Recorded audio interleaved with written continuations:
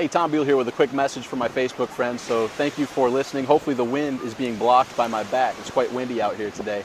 But I posted something about chemtrails, the planes spraying stuff in the air, because it's something I've observed for several years, something I've researched, and something I found disturbing, that our government and governments throughout the world have made decisions that most of the world are blind to, that impacts our air, our soil, our water, and our lives. Yet they're pretending it's not happening, pretending it doesn't exist.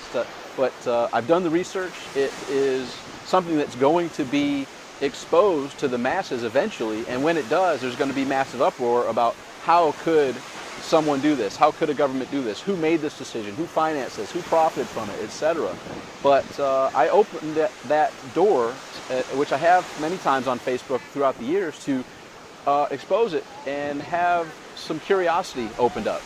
Do your own research and find out if this is true, if this is false, and you'll find that there's a huge amount of cover-up going on to make it sound as if anyone bringing this up is crazy or it's crazy talk. So I'm willing to be guilty of being crazy and throwing crazy talk around if that's what it takes to inspire curiosity, and call this a foreshadowing, but I'm pretty certain and guarantee that this will be a huge uproar when it is finally exposed and finally released.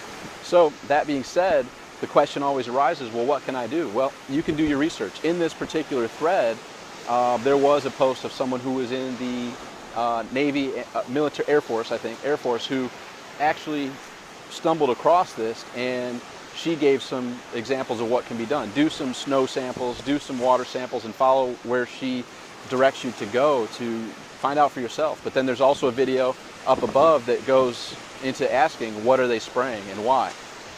It's quite eye-opening. So it's there in plain sight, yet still a quote-unquote secret. And like I said, I'm not here to convince you otherwise. I'm just opening up your curiosity. And I think it's our responsibility to not blindly think that the government has our best interests in their heart and in their decisions.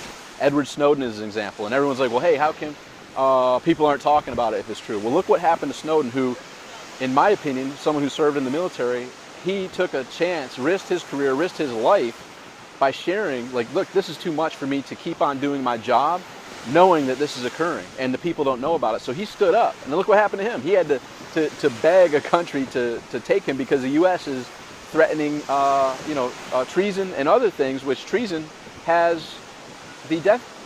You're killed if you're convicted of treason. So for him saying, I can't go to sleep at night, look myself in the mirror, knowing that I'm doing these things as my job, and knowing that it's violating the Constitution, that it's violating the rights of the American citizens. And that's something that I think I applaud, the courage that he has to come out and make that happen. But look how that's been pushed under. And don't think that set a good example for anyone that's thinking of becoming a whistleblower and threatening, let's say, even the chemtrail program by exposing it, how that won't ruin their life and their family's life very quickly. So just my observations, and here's what I want to leave you with.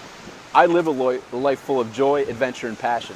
Fear is the enemy of mine. I don't have fear, and when I do, I fall back to what I learned in the book from Dale Carnegie, How to Stop Worrying and Start Living. If I'm worrying about something, there's only two things that I can choose to worry about: things I can control or things I can't control.